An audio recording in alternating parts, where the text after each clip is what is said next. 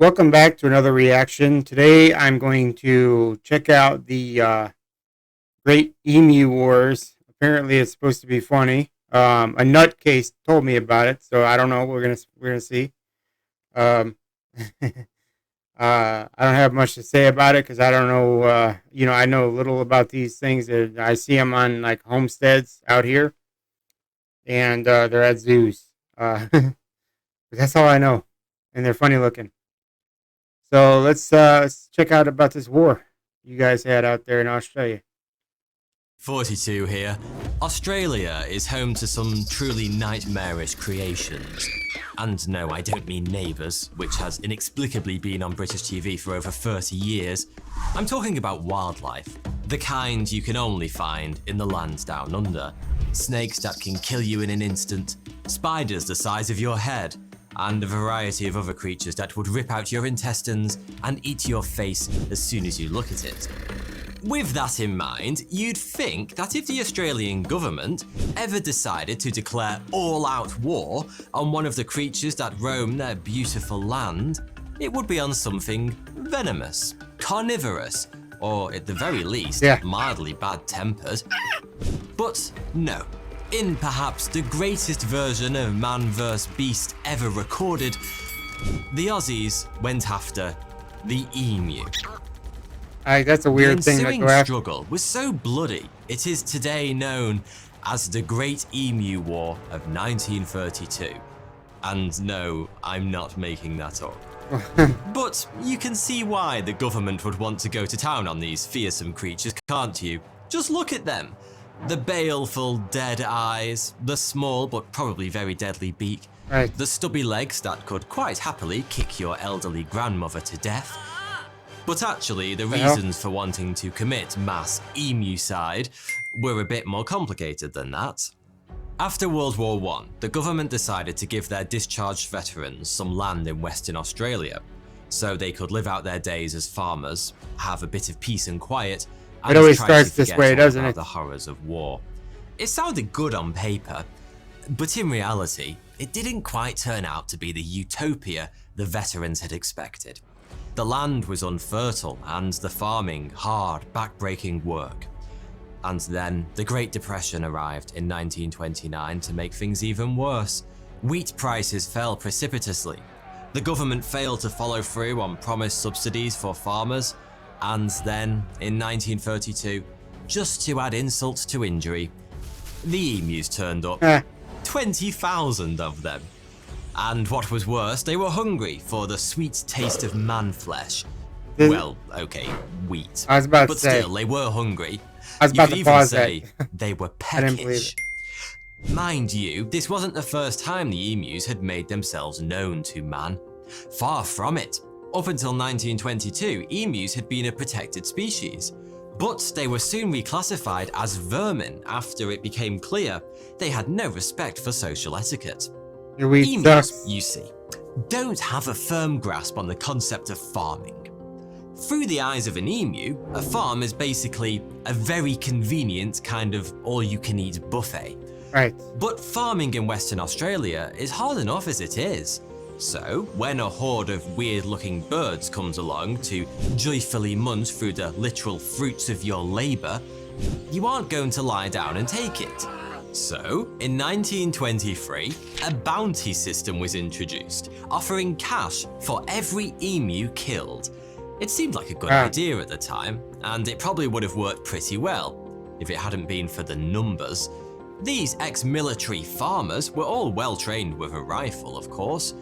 But even with all their human-killing expertise, they were unable to slow the wave of feathered enemies heading towards them across no man's land. They simply didn't have enough ammo. By the time 1932 rolled around, it had become abundantly clear that unless someone invented a bomb that specifically vaporized emus, the farmers were going to need more guns. Wait. Don't these animals have like a practical use? Because out here, like homesteads, like people, tending to their land, trying to make it better with like farming and stuff like that, gardening. they have emus running around. Like, what's the purpose? Is it just, for land defense? Because apparently that's how they're making it sound. Do they provide any contribution other than security, or what's up with these things? Specifically of the large, fully automatic variety. Soon enough, several of these ex-soldiers were knocking on Minister of Defense Sir George Pierce's door, asking for more firepower. Feather-penetrating rounds, beak-seeking missiles, and of course, a lot more ammunition. Okay, so they didn't ask for any of those things. For reasons I can't explain, they appear to have had almost no interest whatsoever in puns. But they did ask for machine guns with which to battle their emu opponents.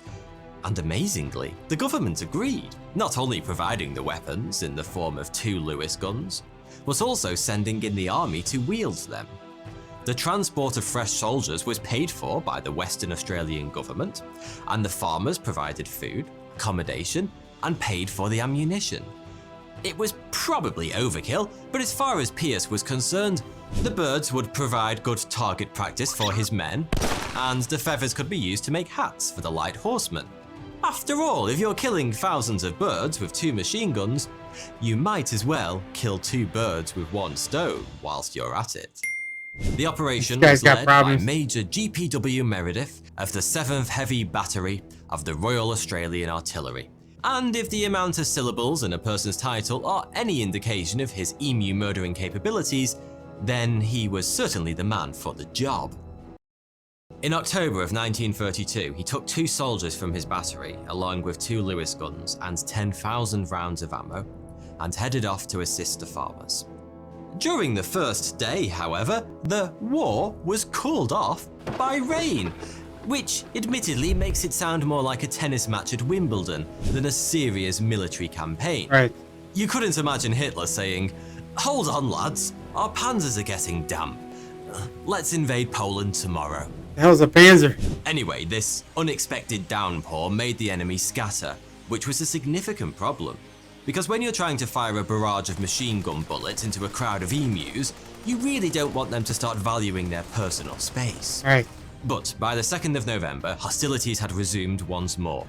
It was at this point Meredith and his men attempted to herd about 50 emus into a small area to make sure they were in range of the guns. But the emus appeared to cotton on to this plan and responded by employing their own version of guerrilla tactics, scattering into smaller units so they were difficult to target en masse. Wait a second. That's what they naturally do. Have you ever seen an emu? Come on. It's they're running all over the place, acting a fool, right? And you usually point and laugh as long as you're not, in the fence where they can get you and peck at your innards or your gonads. Even so, a stubby little beak versus a machine gun isn't exactly a fair fight, and sadly quite a few valiant birds lost their lives that day. But it took so many bullets to do the job that questions began to be asked as to whether the whole machine gun the emus thing was economically viable. Maybe financial warfare was part of the emu's battle plan all along, although they've never been known for their accountancy skills. Either way, Meredith had obviously vastly underestimated the enemy. Not only were they becoming increasingly difficult to hit, but when his men did manage to shoot one, most of the birds seemed to just take it in their stride. So much so that it was taking an average of 10 bullets to bring down a single emu. Although admittedly most of those shots missed their mark in the first place. Major Meredith later said, "If we had a military with the bullet-carrying capacity of these birds, it would face any army in the world. They can face machine guns with the invulnerability of tanks." And I mean, wouldn't it make more sense to use like sniper rifles from a distance, like a hunter, take them down in the head, and make emu dinner, kind of like turkey, little gravy, mashed potatoes, some stuffing, right? But no, they're over here wasting bullets on these damn things. Doesn't make no damn sense. if that's true, why were they still using tanks in World War II? Shouldn't the Allies have ditched their armoured vehicles and ridden into Berlin on emus instead? The war of man versus feathery beast continued, but frankly, by this point, it was a comedy of errors. The next I don't think thing you can Meredith control did those was emus to set ride up them an like that. ambush near a local dam, and on the 4th of November, over 1,000 emus were spotted heading towards it. Everything was going swimmingly. All they had to do was wait until those beaky bastards were close enough and open fire. But as the birds finally got within range, the Lewis guns jammed, and only 12 emus were killed, whilst the rest legged it. Yet another day in the Great Emu War of 1932 was over without too much to write home about. Right, they're gonna fight back. Meredith was clearly struggling to match wits with his emu equivalent. And as crazy as it may sound, it really did seem like the enemy were operating under orders. In fact, several days into the war, observers noted that each pack of emus appeared to have its own general. A big guy about 6 foot high with black feathers who called the shots and kept watch whilst the other emus helped themselves to crops. And is it just me, or do you imagine him wearing a battle-scarred helmet on his tiny head, a cigar clamped tightly in his beak, and saying things like, "I love the smell of napalm in the morning"? 10 hot! No, just me then.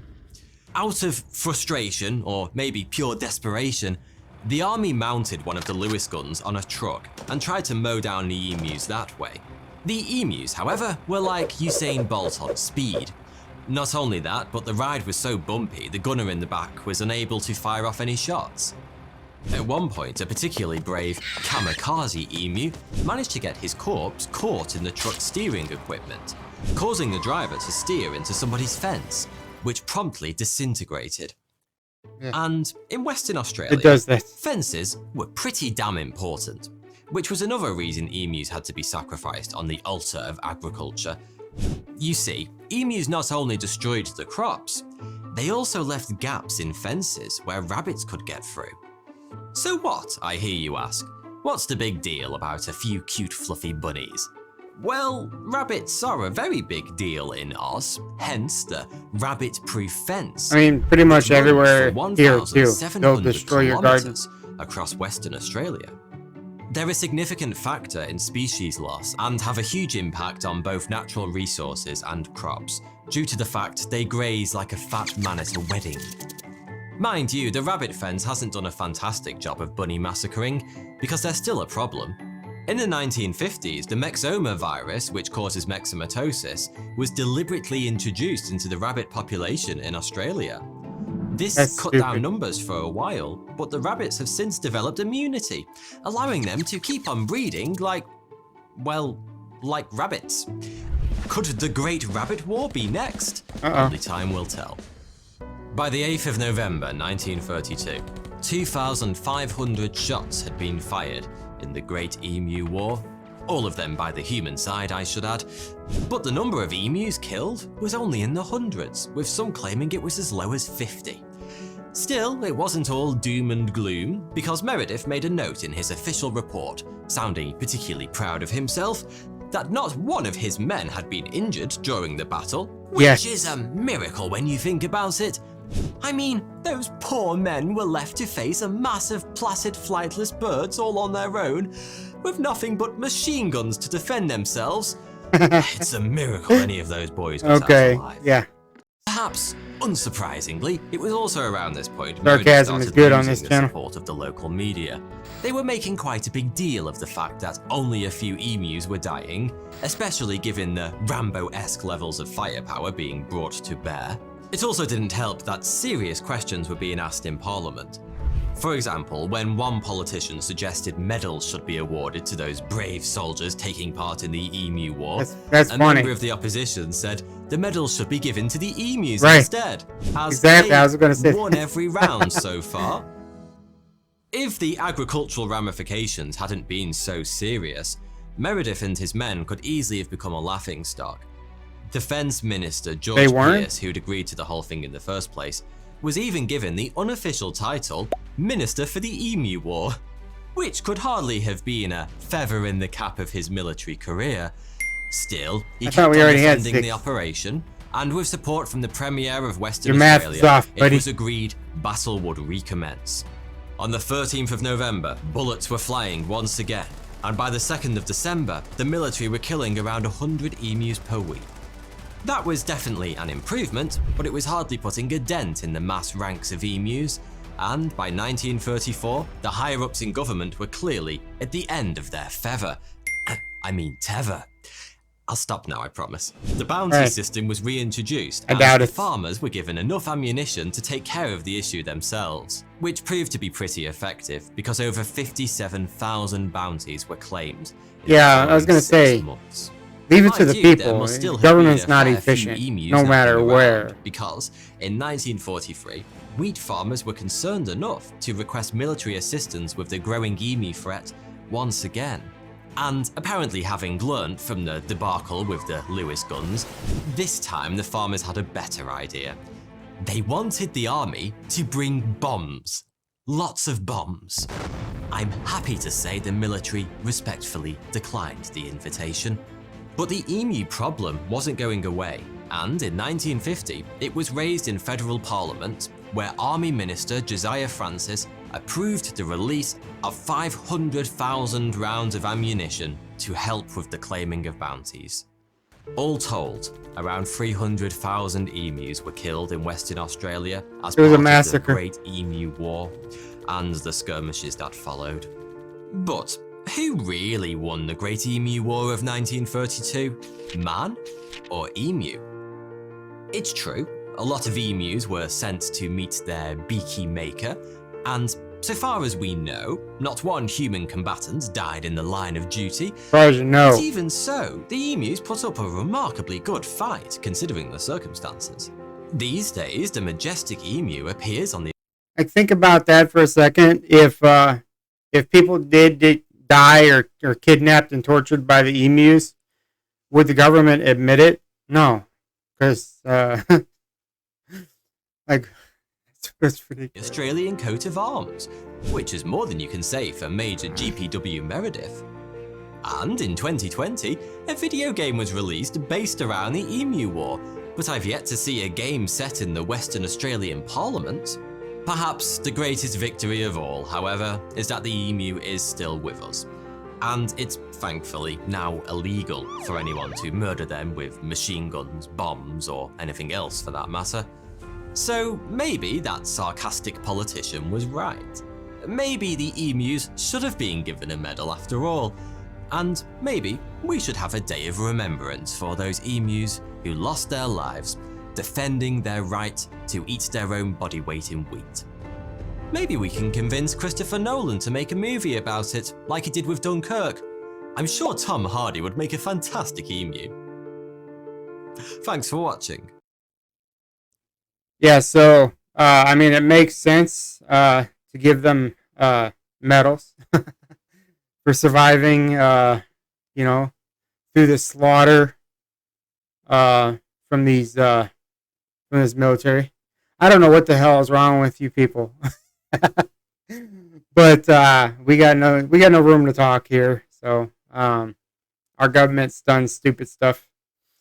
I think it's just a waste of bullets, really. They're going in there like shoot everything that moves, right? And then missing everything. I don't know what to say. Because I think it's a little ridiculous. I think first off, with the way people have gluten allergies, I mean, those emus are a hero, right? They were eating all the wheat. So I mean, there's always that. Got to look at things in different ways, right? All right. If you want to see more ridiculous reactions like this, make sure you hit the subscribe, hit the bell notification. Fucking emus. All right, what's next? Chickens? You have problems with chickens? Maybe cockroaches? Like, tell me what to react to. All right, I'm running on fumes here. All right, I'll see you in the next one. Peace.